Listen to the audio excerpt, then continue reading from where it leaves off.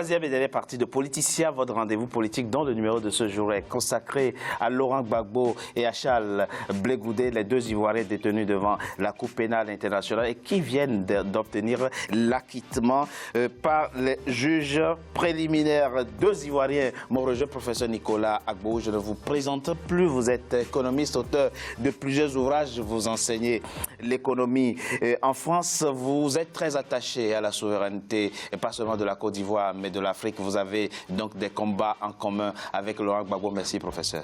Merci d'avoir accepté notre invitation. Jean-André Aïpo, membre de la société civile, merci à vous également d'avoir accepté notre invitation. Lorsque je vous invitais à participer à cette émission, vous indiquiez qu'un deuxième Mandela venait de voir le jour et vous êtes allé plus loin. Vous avez indiqué que le prochain président de la Côte d'Ivoire s'appelle Laurent Gbagbo. Est-ce que vous n'êtes pas dans l'essai? On en parle dans cette émission. Merci. Merci. Merci d'avoir accepté notre invitation. Et le professeur et le maître Isaac Azampaligré est également avec moi. C'est donc dans la joie que les Ivoiriens, en tout cas un certain nombre d'entre eux, ont appris aujourd'hui et accueilli l'annonce de l'acquittement de Laurent Gbagbo et de Charles Blé Goudé. Certains d'entre eux se sont confiés au micro d'Olivier Conan, un de nos correspondants en Côte d'Ivoire et qui malheureusement n'a pas pu nous envoyer les réactions de certains hommes politiques, mais ce sera dans d'autres éditions. On les écoute, les Ivoiriens que Olivier Conan a pu rencontrer dans les rues d'Abidjan. Oui, Gbagbo est libéré là, n'est-ce pas? Voilà. La vérité triomphe toujours du mensonge. Vous comprenez, monsieur? Voilà ce que je pouvais dire. Réconciliation vraie, c'est Gbagbo. C'est pour lui, ce pays, il va revenir, la paix va revenir. La paix va revenir. Et nous qui souffrons, le son du marché qui est vite, ça va être rapide. Il vient et moi et attends mon papa Laurent Gbagbo. Le retour de Laurent Gbagbo en Côte d'Ivoire. J'attends papa Gbagbo, je t'attends. Tu as un esprit, tu es en nous. Je voulais rendre grâce à Dieu pour la libération de mon président, pour le digne fils de la Côte d'Ivoire. Il a prouvé par A plus B qu'il n'est pas un sanguinaire. Il aime son peuple. C'est un acte point de réconciliation qui vient poser. Laurent Gbagbo libéré, Blé Goudé libéré, il rend vraiment la réconciliation posée. Je remercie tous les acteurs de ça, surtout le président de la République, et je remercie tout le monde. Je suis natif du Nord. La vérité a parlé. Laurent Gbagbo est libre. Il n'a rien fait de mauvais pour se retrouver en prison. Dieu a fait qu'il est libre. Dieu a toujours donné la vérité à celui qui doit avoir la vérité. Merci pour la victoire de Gbagbo. C'est vraiment quelque chose d'inexplicable. C'est vraiment agréable à voir. On aime le Gbagbo! On aime le Gbagbo! On aime le Gbagbo! On aime le Gbagbo! Nous sommes prêts pour la libération de Gbagbo! Gbagbo est libéré! La Côte d'Ivoire est libérée! Toute l'Afrique est libérée! Alors, Gbagbo est libéré, c'est encore trop tôt de le dire. Professeur Nicolas Agbo, une intervenante de l'élément qui vient de passer, dit voilà, c'est l'homme qui manquait pour la réconciliation en Côte d'Ivoire. C'est votre avis, professeur? Bien, merci. Il faut le dire tout de suite. Gbagbo est le sacrifice lui-même. Il n'est pas seulement sacrifié, mais il est le sacrifice lui-même. Il a démontré à la face du monde comment quelqu'un vous bombarde. On lui montre même les chemins pour fuir. Et Gbagbo a dit, jamais dans l'histoire, on ne pourra écrire que voilà un chef d'État ivoirien qui était en train de fuir et on l'a tué. Jamais. C'est ici même qu'ils vont me tuer si effectivement ils en ont les moyens. Il a été bombardé pendant plusieurs jours. Et Gbagbo a eu plusieurs possibilités pour partir. Mais il aime tellement son pays, il aime tellement l'Afrique qu'il pense que il faut payer le prix du sacrifice. Il y a des gens qui sont nés pendant l'esclavage, pendant 500 ans, ça a duré. Il y a beaucoup d'Africains qui se trompent, ils pensent qu'ils n'ont plus de combat de libération nationale à mener. Erreur monumentale. Que tout est gagné. Erreur monumentale. Pensez-vous, professeur? Et aujourd'hui, à travers le cas Gbagbo, l'ennemi sempiternel en l'espace, la France et ses alliés comme les États-Unis, notamment la France, a démontré à travers ce cas-là qu'il y a un combat à mener. Donc, La France n'a jamais véritablement décolonisé. Ce que vous retenez de l'homme, c'est le courage, la bravoure de l'homme. Vous le dites, il a fait face avec courage et bravoure au bombardement. La suite, on la connaît.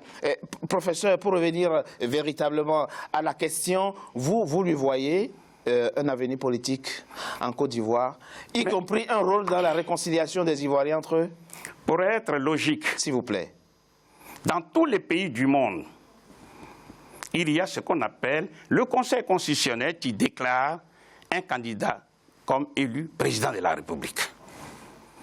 Jusqu'à preuve du contraire, la Côte d'Ivoire de Gbagbo a reconnu en la personne de Gbagbo comme le président démocratiquement élu. Et il a été intronisé. Mais professeur, c'est Gbagbo lui-même qui avait accepté le principe de la certification par l'ONU. Bon, ça c'est un autre débat. Ça c'est un autre débat. Mais je vous parle là en termes de droit. D'accord, mais c'est le passé. Donc, parlons de le passé doit nous instruire. On est d'accord, professeur. Donc, puisque nous n'avons pas assez de temps, c'est ça. Mais si Gbagbo est libre, il est acquitté et il est libre, pourquoi voulez-vous qu'il reste dans un autre pays? Il ne peut que rentrer en Côte d'Ivoire et jouer son rôle. Quel est son rôle? S'il vous plaît. C'est un homme politique. Il serait stupide, idiot de dire qu'il ne faut pas qu'il fasse la politique. D'accord. Et il ne fait pas la politique à un bas niveau. Quand on crée un parti politique, le but du parti politique, c'est de prendre le pouvoir d'État. Il a mis 30 ans avant de prendre ce pouvoir d'État démocratiquement. Donc, si par des manigances, il a été mis hors de son fauteuil présidentiel, eh bien, il doit rentrer et continuer le combat jusqu'à la dernière minute de sa vie. Et c'est ce que lui, il a dans la tête. C'est ce qu'il a dans la tête. Donc, il ne faut surtout pas penser qu'un seul instant, Gbagbo va renoncer au combat politique. Parce que c'est à travers le combat politique qu'on arrive à libérer les peuples. Aujourd'hui, vous le voyez, cette liesse populaire. Aujourd'hui, la Côte d'Ivoire n'est pas unie. La Côte d'Ivoire sera unie à partir du moment où Gbagbo va rentrer en Côte d'Ivoire et on va lui permettre de jouer pleinement son rôle. Merci. Tel que je connais l'homme, il n'est pas là pour une quelconque vengeance. Parce que malheureusement, les Africains ne comprennent pas toujours l'enjeu, non, le jeu de l'ennemi commun. C'est-à-dire mettre les Africains contre les Africains. C'est ce qu'on appelle la politique du troisième homme. Et nous devons comprendre, parce qu'on l'a vu le cas de Gbagbo, tous les pays du monde qui se disent démocratiques, aucun n'est intervenu pour dire que voilà un pays qui a son problème interne, pourquoi la France vient le bombarder? Ils ont été tous unis. Et en face, les Africains qui devraient être unis. Vrai. Pour dire que voilà un des nôtres qu'on arrive à tuer, ils ont été, en tout cas, ils se sont mis hors jeu. Cette émission, et ça, nous ne pouvons plus jamais l'accepter. Et c'est ce que les Africains doivent comprendre. Il y a beaucoup de leçons à tirer et je crois qu'il faudra une autre émission pour qu'on puisse tirer toutes les leçons possibles de ce cas de la Côte d'Ivoire à travers le problème de Gbagbo. Merci professeur, cette émission n'est qu'une d'une série d'émissions que nous ferons sur cette actualité. André et Aïpo, alors effectivement je rappelle que depuis la mort d'Aboudraman Sangaré qui assurait la présidence du FPI, Laurent Gbagbo a décidé lui-même depuis sa prison d'assurer la présidence du FPI et ça suffit pour que vous prophétisiez qu'en 2020, le président ivoirien qui sera élu s'appelle Laurent Gbagbo. Je vous remercie de me donner la parole. Je ne prophétise pas en réalité. Je tiens compte de la réalité du terrain. Ceux qui l'ont envoyé à la CPI l'ont rendu encore plus fort, plus puissant qu'il n'était quand il était au pouvoir. Vous savez, nous qui croyons en Dieu, nous pensons que Dieu ne fait rien au hasard. Gbagbo aurait gagné en 2010, qui serait parti en 2015. 98% des Africains ne l'auraient même pas connu aujourd'hui. Mais Dieu avait un autre plan pour lui. Donc, ce qui se passe, c'était sa traversée du désert pour que Dieu lui montre que c'est lui qui commande. Vous êtes plus dans la dimension spirituelle. Hein? Vous êtes plus dans la dimension spirituelle et votre propos se comprend tout à fait. Maître, avant de revenir à vous, Maître Issa Kazampaligé, le professeur Nicolas Gbagbo effectivement indiqué tout à l'heure que nous avons affaire là à un homme brave, à un homme courageux qui a fait face avec courage aux péripéties politiques qu'a connu son pays. À quoi peut-on s'attendre à son retour éventuel? Nous sommes dans une hypothèse, à son retour éventuel en Côte d'Ivoire. Que l'homme transcende le sentiment de vengeance et tende la main à tout le monde pour unifier et réconcilier ses compatriotes. C'est cela ce qu'il fera? Alors, il a consacré toute sa vie à la Côte d'Ivoire, son pays, et à l'Afrique entière, en tant que nationaliste. Nous n'oublions jamais. Il a une grande résilience et c'est un homme de foi aussi. Vous savez, encore une fois, quand on parle de foi, c'est la foi qui peut permettre de faire ça. On ne peut pas s'attendre à diriger tout un peuple quand on n'a pas de foi. C'est très très difficile. Donc je m'attends à ce que la réconciliation qui est en panne, parce qu'ailleurs ou à Abidjan, jusqu'à une période récente, les gens s'exprimaient en pro-Gbagbo et en pro-Ouattara. Alors c'est l'occasion pour que toutes les filles et les fils de ce pays, parce que maintenant il y a une valeur sûre. Nous savons que M. Gbagbo existe, c'est un africaniste. Et c'est un Ivoirien. Et c'est comme ça qu'un père de famille bâtit dans une famille. Quel que soit ce qui a pu se passer, notre ami a répété le professeur a dit que Gbagbo, c'est... Le sacrifice. C'était lui-même l'agneau de sacrifice. La victime expiatoire. La victime expiatoire. Nous avons vu au début, rappelez-vous, il n'était question mais quand même, d'un litige. Faisons quand même attention. Il y avait, une fois, je le rappelle, il y avait juste un litige électoral. Mais ce litige a fait 3000 morts. Oui, mais pour lequel M. Gbagbo avait demandé un recomptage des voix sous le contrôle de la communauté internationale. Mais hélas, là encore, on s'était précipité de détruire le matériel électoral, rendant impossible cette vérification. Oui, le recomptage des voix. Voilà une histoire. Voilà ce qu'on a. Qui a son sens dans l'actualité. Et cela nous a conduit à cet hécatombe, et cela nous a conduit à sa capture éhontée qui n'a pas honoré l'Afrique et qui doit être effacée de l'histoire de notre continent. Vous vivez sa libération comme une sorte de réhabilitation, d'abord pour lui. Nous l'avons dit, la portée pour lui, c'est que le combat paye, on va dire ça comme ça. Il a mené un combat. Si effectivement il n'y a pas appel et qu'on le libère, il pourra dire effectivement que son combat a payé. La portée pour la CPI, nous l'avons dit, la CPI retrouve une forme de crédibilité, disent les analystes et les spécialistes, en tout cas aux yeux des Africains. Et puis sa portée pour la Côte d'Ivoire, comme vous le dites, effectivement il pourra continuer, et en tout cas contribuer à réconcilier les Ivoiriens. Moi je vis sa future libération comme une réhabilitation des valeurs. Parce que dans la vie, il faut avoir des valeurs et des principes. Et donc, ce qui lui est arrivé a détruit émotionnellement, psychologiquement, une bonne partie de la force productive de la Côte d'Ivoire. Et ça vous a fracturé, hein? Ça a fracturé, ça a eu un impact sur les vies, mais ça a eu aussi un impact sur la productivité économique du pays. Parce que des gens sont partis.